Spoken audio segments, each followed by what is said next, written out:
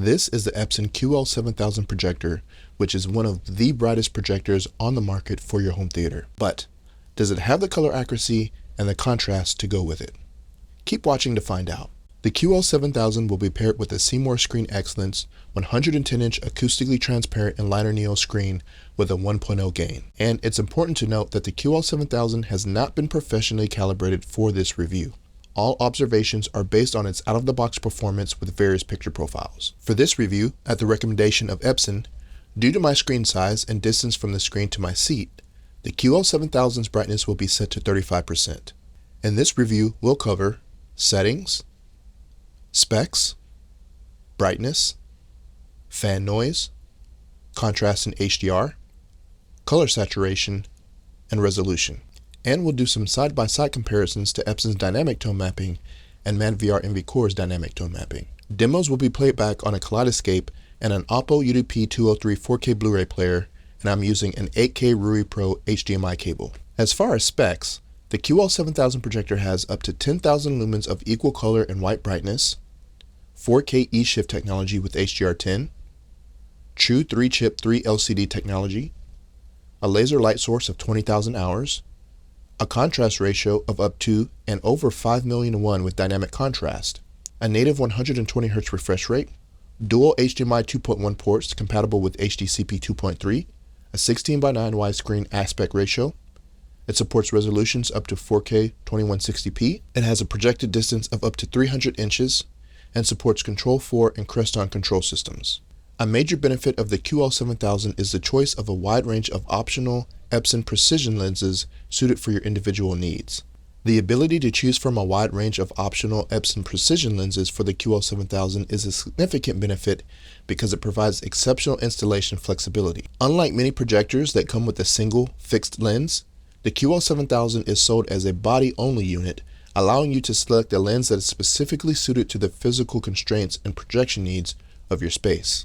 This modular approach ensures that the QL7000 can be integrated into a variety of professional and high-end residential settings without compromising image quality or brightness. The lenses are also motorized, offering features like lens shift, which allows for vertical and horizontal image adjustment without moving the projector itself, and lens precision memory, which enables users to save and recall settings for different screen sizes or aspect ratios with the push of a button.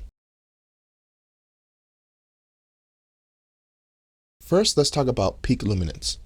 I'll be using a digital light meter to measure the peak luminance of the QL7000 at different brightness levels and converting the light readings into nits based on the projector's relative distance from my screen, which is 12 feet. To find the nit levels, I'll set my light meter to measure lux, and I'll use my ManVR NV-Core's white pattern display. Standing at the screen, I'll place my light meter right in front of the screen with the light meter pointing directly at the projector lens.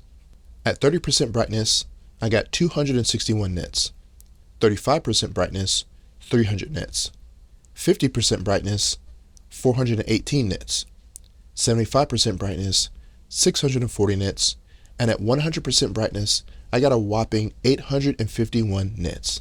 That's almost TV nit levels at 100% brightness, which is absolutely insane for a projector, which means you're going to have massive headroom for HDR. And just for reference, my QB1000 puts out 220 nits at 100% brightness. So the QL7000 at 30% brightness, which is 261 nits, puts out 17% more nits than the QB1000 at 100% brightness. Insane. So this is the menu setting for the QL7000. Now, if you're familiar with the QB1000 and the LS12000, you'll know that this looks very different. There are some similarities, but it's very different. And I don't know what the QL5000 looks like. I assume it might be similar to the QL7000, but this is what it looks like. So again, I'm not going to spend too much time on this because it's pretty self-explanatory, but there are a few different features on the QL7000. So for starters, you can only go down to 30%. So that is as low as it goes for the light output. Then you have your color mode, you have your different colors. So you have 4, you have natural, cinema, vivid, and dynamic. And I believe on the LS12000 you had 6, if I believe. The QB1000 is, or the QB1000 is also the same. You only get 4 picture profiles. Then you have your brightness, contrast, color saturation, tint, sharpness, white balance, image enhancement, and then you have advanced.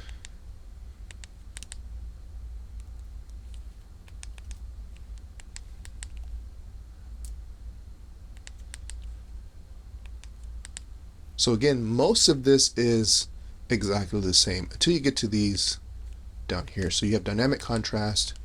Here you can turn dynamic contrast on or off.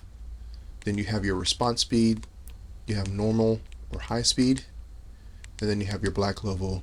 You've got 0, 20%.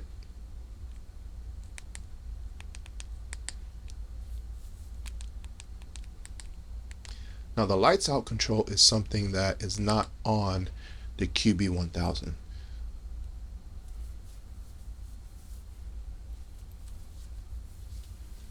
So you have lights out controls. You can turn that on or off. You've got lights out signal level. So you can go from 0 to 5%. And then lights out timer. You've got 0 seconds, and then you can go all the way over to 10 seconds.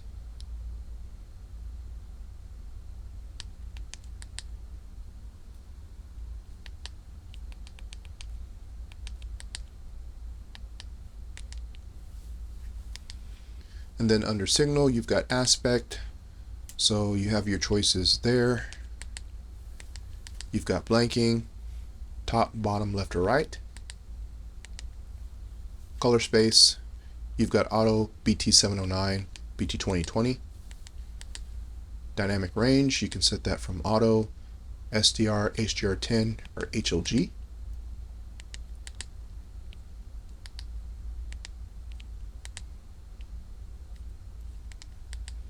Under advanced, you've got your video range, so you've got limited from 16 to 235, or full 0 to 255, or auto.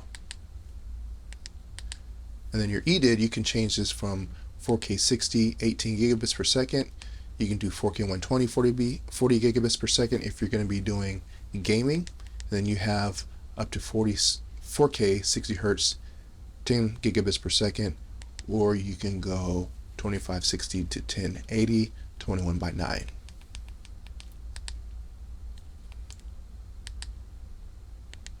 And then image processing, you've got fine or fast.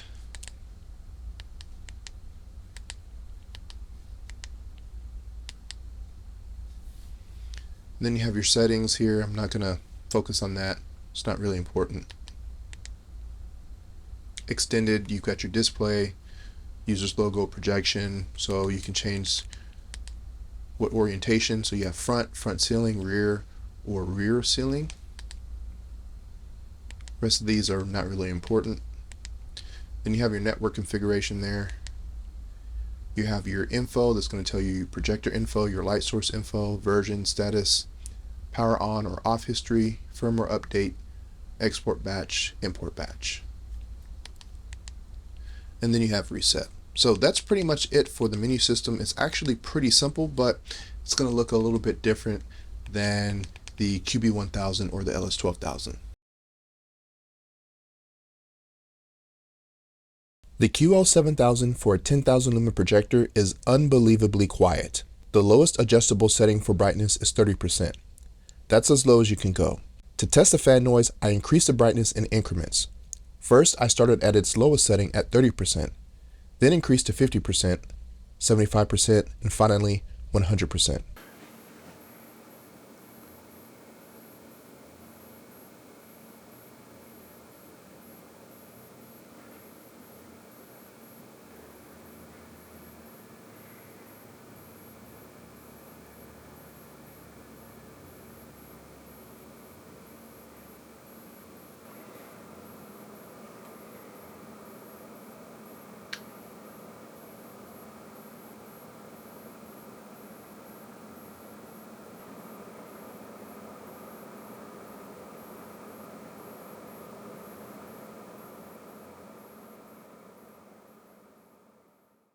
Sitting directly next to the projector, I could barely even hear the fans, even at 100% brightness. Which is odd because my QB1000 is much louder at 75% brightness than the QL7000 at 100% brightness. This is the first projector I've reviewed where it was relatively difficult to find a massive difference between picture profiles. When you have 10,000 lumens, you have so much headroom that every picture profile looks incredible, but there are indeed differences. Let's look at this scene from the movie Alpha on Kaleidoscope. I noticed that the HDR is not too far off between profiles, but the biggest standouts to my eyes are the highlights in the sky and the color saturation. The dynamic and vivid profiles add in a lot more orange to the overall landscape when the sun is revealed and peeks out over the horizon. The cinema profile has barely any orange and seems to look a little more muted. The natural profile, which is going to be the most accurate according to Epson, does indeed look the most natural out of the four profiles, with just enough orange and yellow saturation from the sun.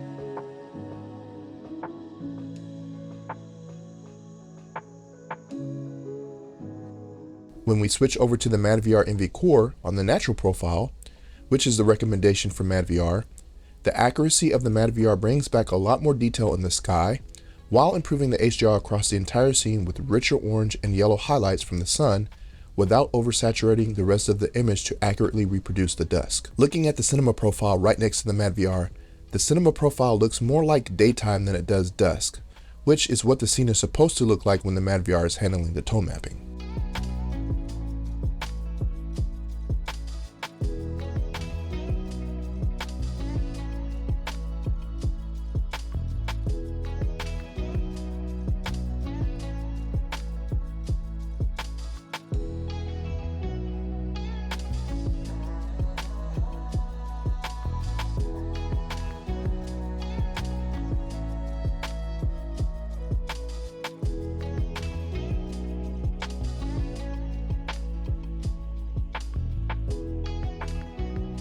The fire scene reveals a bit more diversity between profiles, with the fire illuminating skin tones amidst a pitch black backdrop. You see that each profile renders the color of the fire reflecting off of skin differently.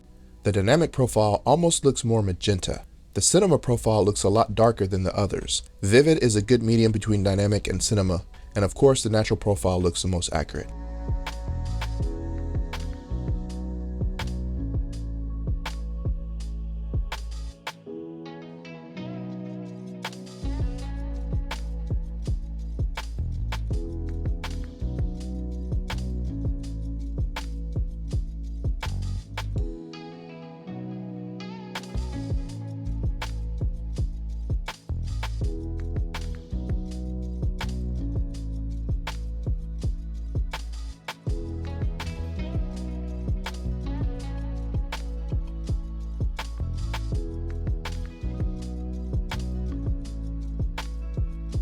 With the MadVR NV Core engaged, you'll notice how much more saturated the dynamic, vivid, and cinema profiles look in comparison. The skin tones and fire are the most prominent that stand out and reflect a more accurate image with the MadVR in the video chain, and the blacks look even inkier, particularly when the camera pans toward the sky, revealing the night stars.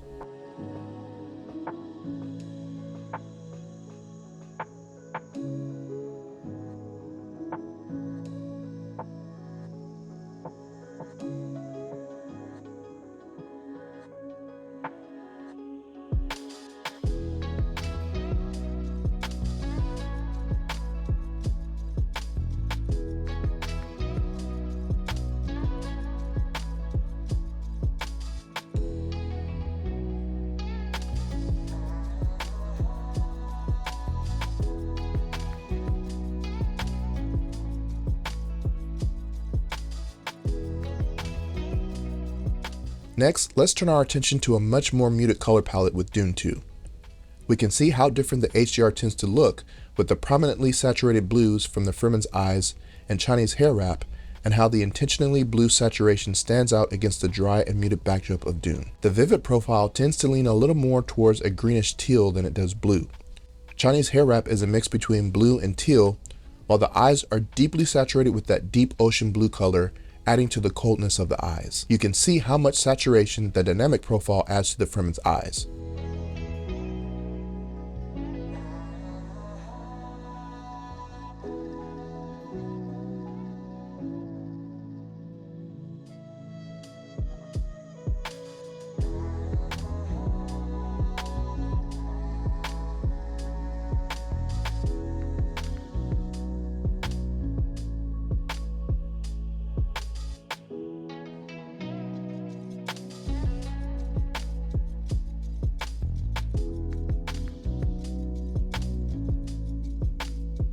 The Mad VR naturalizes the landscape with a much more subtle blue tint to the eyes while preserving the sand color.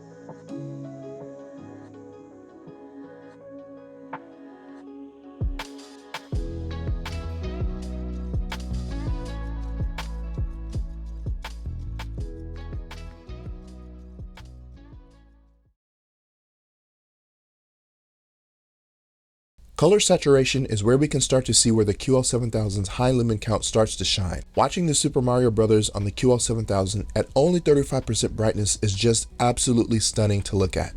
Every color, every hue, every shade of any color on screen absolutely pops with brimming HDR and mouth-watering saturation that you absolutely have to see in person.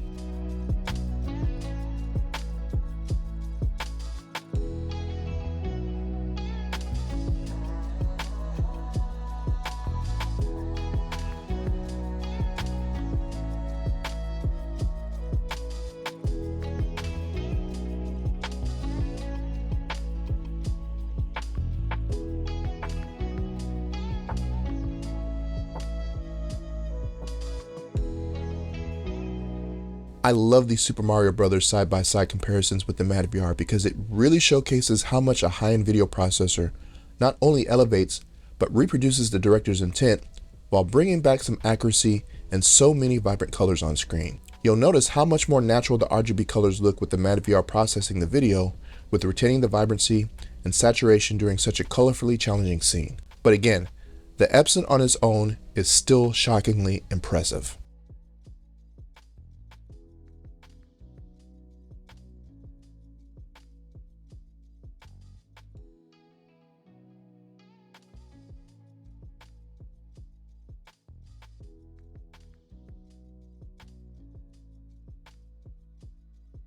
It's the same with Avatar: The Way of Water. Notice how with the Envy Core's tone mapping and color saturation is more accurate and true in comparison to the QL7000. But let me be very clear, the QL7000 is no slouch with HDR. At times, the QL7000's colors can tend to lean towards oversaturation, but that's easily remedied with some professional calibration, which again, I am not a calibrator. This is why I love having a Mad VR to do all of the heavy lifting for me. In person, it's plain as day why a high lumen and video processor combo is going to elevate your viewing experience to new heights.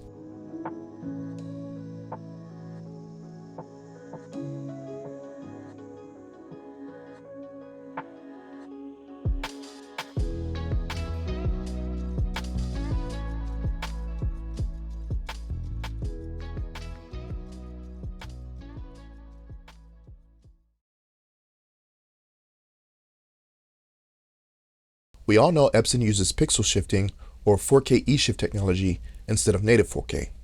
And if you've ever wondered why Epson has not adopted native 4K into the projectors, Rob Brennan from Epson explains it best why this is the case. And in order to be able to work in these non-traditional spaces where there's ambient light, you do need considerably more brightness.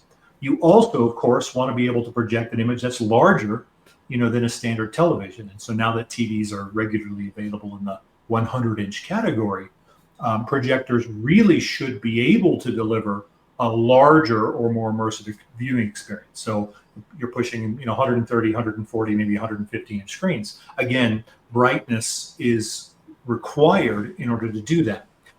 So brightness really is the key to projection, not only its future, but also to unlock this higher level of performance.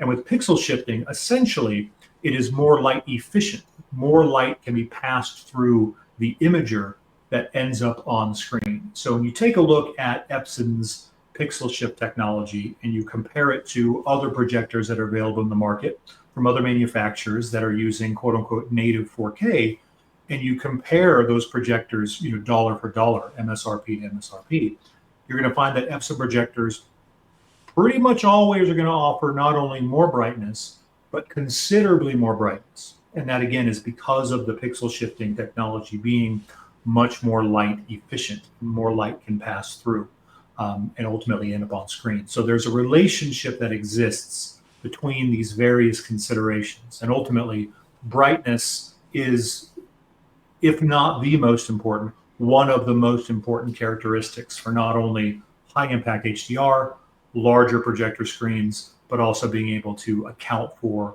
ambient light conditions. And brightness ultimately, in order to keep a compact chassis that's also has quiet operation, pixel shifting is an excellent way to achieve that level of performance. I won't spend too much time on sharpness since I've covered this before on my QB1000. While a native 4K panel would be a nice addition, Epson's pixel shifting technology combined with the QL7000's powerful processor delivers an image that is sharp and full of detail, and in a home theater setting with a proper viewing distance, it's nearly impossible to discern the difference. With 4K eShift projectors, typically when you start zooming in, the image starts to heavily reveal pixels and a much more softer image. Even with my QB1000, with the same test, I can start to see pixels around 200%, but the QL7000 remains pretty consistent when increasing the zoom in 50% increments. Obviously, you're still going to get some detail loss, but that loss is not as drastic in comparison to my QB1000. Finally, let's pop in the Spears and MUNSIL disc and see how well the QL7000 can tone map with challenging higher nit content. No surprise here at 1000 nits, every profile looks great. Epson's newest processing chip does a great job at dynamically tone mapping the HDR and preserves every detail in the foreground and background. With the MAD-VR, it brings down the highlights just a bit for better accuracy, displaying more detail in the snow and background. However, at 2000 nits, it does start to struggle a bit across profiles. You lose some detail in the foreground and the background starts clipping pretty heavily, but you can still make out some detail which other projectors in the same price point do a worse job at tone mapping this 2000 nit scene. The MAD-VR is even more apparent with how much better it handles 2000 nits. I noticed the color of the horses stays pretty consistent across the Epson profiles, but the tone mapping is just not a match for the MAD-VR with accuracy and highlights. At 10,000 nits, everything is absolutely blown out, which doesn't surprise me at all. The light output is there, but I haven't seen any long throw projectors that can accurately tone map this on its own without the additional help of a video processor. Speaking of, look at what a MAD-VR core can do when combined with a 10,000 lumen projector. All the detail comes back.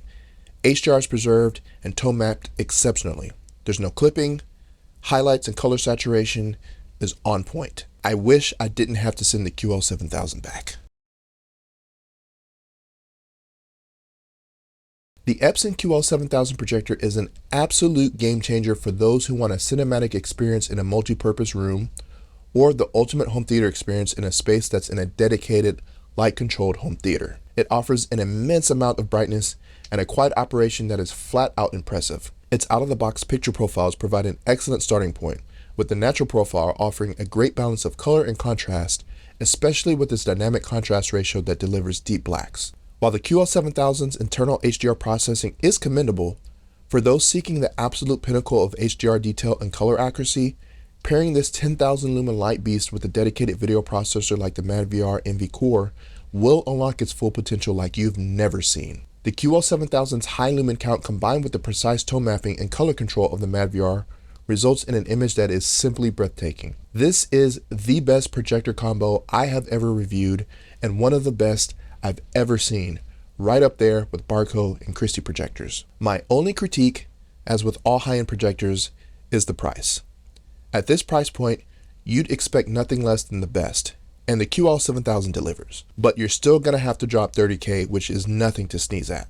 And the ability to use different lenses is a nice touch, giving you more installation flexibility. The QL7000 earns a top pick for home theater projectors in 2025. If you want to grab an Epson QL7000 projector, get in touch with our channel partner at the Grid Hi-Fi in Houston, Texas.